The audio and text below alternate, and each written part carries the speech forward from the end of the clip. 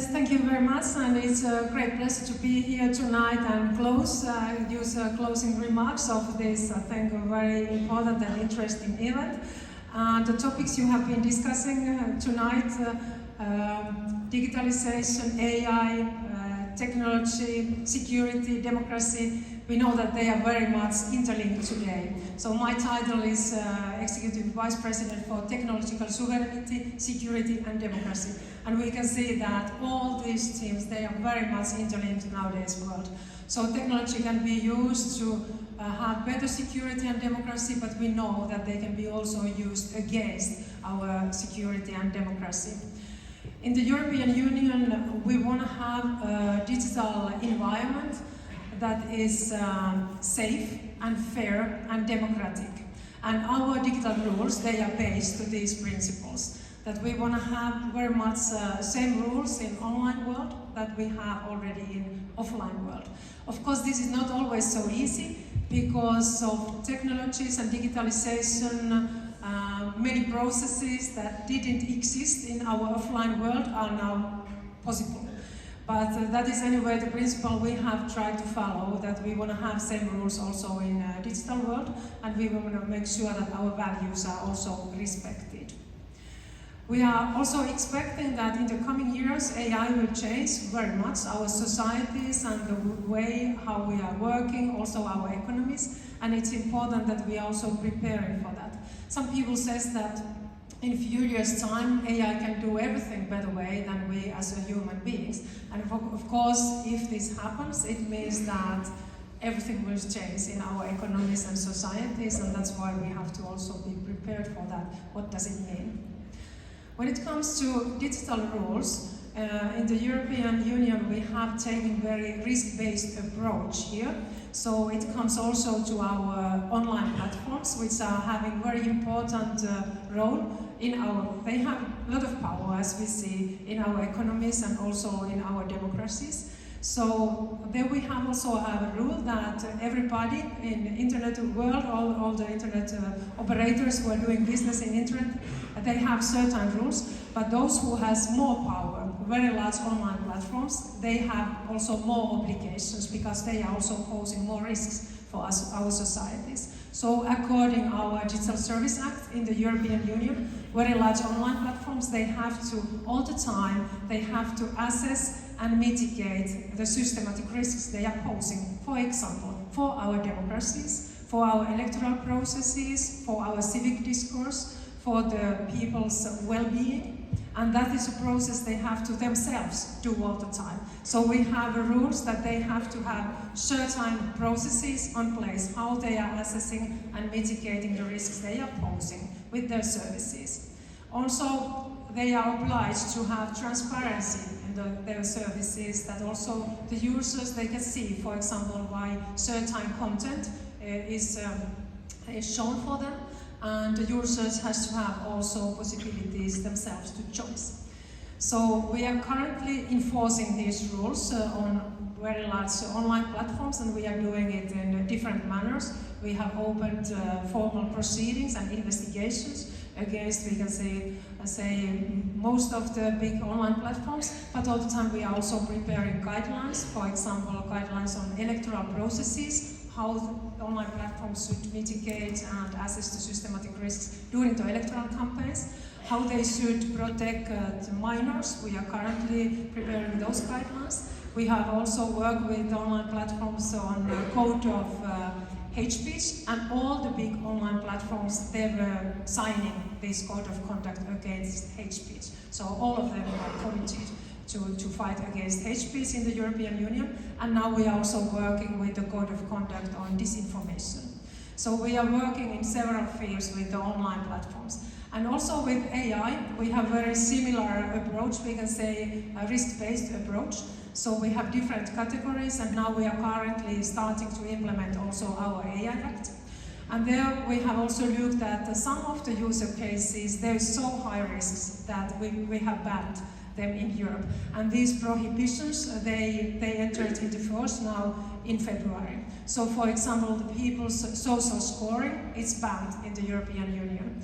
Or it's not also allowed to monitor people's emotions in the workplaces. Or it's not allowed also to use face recognition on the streets if there is not certain threat.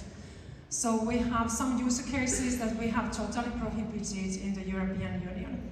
But then most of the user cases in AI, there is no risk and you can very freely, of course, innovate. But then when there is that kind of applications, for example, what you're using on hospitals or in transportation, those applications, they have to meet certain standards before they are entering to the markets. Research you can do freely in the European Union in all the fields, but when you have a product which is coming to the markets before it's coming to the markets, and if there is a high risk, then it has to meet certain standards. So there we want to also have a risk-based approach to make sure also that we can have trustworthy digital environment, same rules that we have had now all the time, to make sure that we have privacy, safety, we have fair environment, and also democracy when it comes to our digital world. It was asked here in the panel that is it possible or how to make also European champions in AI. And I think here we have to build to our own strengths. So we already heard that we have very strong values here and very strong democracies in the European Union. But at the same time, we have also very strong research community and very high level of scientists in the European Union. And I think this is certainly one strength we have. In fact, we have, for example, 30% more AI researchers than USA is having per capita. So very, very strong part of our economy is this knowledge we have. But many of our researchers and also our startups, we have thousands of startups who are working with AI in the European Union. Only in France, about 1,000. So it tells that the amount is very, very high in the European Union. But many of the startups and also researchers, they are lacking access to computing capacity. Because as we know, when you're training AI, you need to have very, very powerful computing capacity. And that's why in the European Union, we are currently now investing to our supercomputers, to our high-performance supercomputers, to build up their computing capacity. In 1 year time, we will have 5 times more computing capacity in our supercomputers than today. And we will open this computing capacity for our startups and researchers that they can train AI. And we have also, one of our strengths is also that we have very strong industry in the European Union, but only 13% of our industries is using AI. So the next step will be that we have to bring together our industries, our SMEs and startups and researchers who are training AI, and also our public sector, because there we have also a lot of opportunities to use AI. So we want to be in this competition, and I think we are also very strong in the European Union because we have already rules in place, so it's giving also legal certainty for the innovators and investors, and at the same time we are also very committed that we will implement these rules in a very innovation-friendly manner. So we are very much supporting our SMEs, also our industry. Currently we are also working with code of practice guidelines when it comes to AI, together with our stakeholders, really to also help and support them when they are applying AI and also innovating in this area. So I'm sure that Europe can be very successful also in AI when we are building to our own strengths and when we are keeping our own values and when we are making sure that people have high level of privacy and safety and democracy and fair environment also when it comes to AI. But then as a last point, I want to also come back more to democracy, because we can also say in the European Union that our democracies are very much under attack now. And that's why we have decided that we will propose a project called the Democracy Shield from the European Commission side, and also European Parliament has just also established a committee, special committee to that, also to really develop the ideas of Democracy Shield.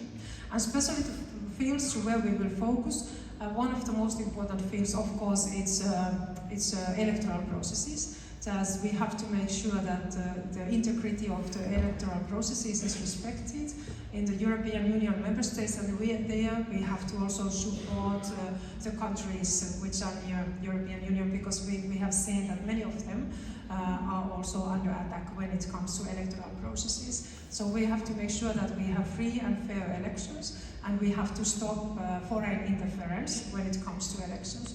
Here also the technologies and online platforms, they are playing an important role, because it can be, and it is, important channel for citizens also to reach the political parties and also the candidates and send to other directions. So it's also an important channel for politicians and political parties also to be in contact to the voters and citizens. But at the same time, we have to make sure that online platforms are not misused or manipulated, and that's why we are now working very closely with online platforms to make sure that they are taking their responsibilities here and they are assessing and mitigating the risks that they are posing during the electoral campaigns.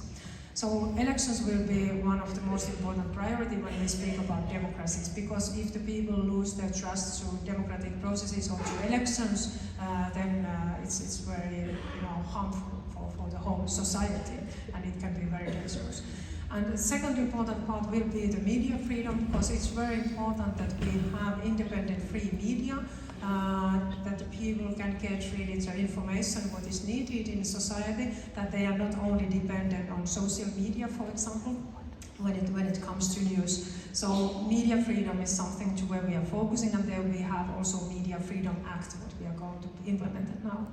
But then the third very important part, and I am very willing to stop with that, because I think it's always the most important thing, that we have to, all the time when we are developing technologies and investing to new digital tools, we have to invest to people. So I think it's always our most important asset we have, the knowledge of people. So we have to invest to education of people. We have to make sure that everybody is having digital skills, because nowadays world is really needed.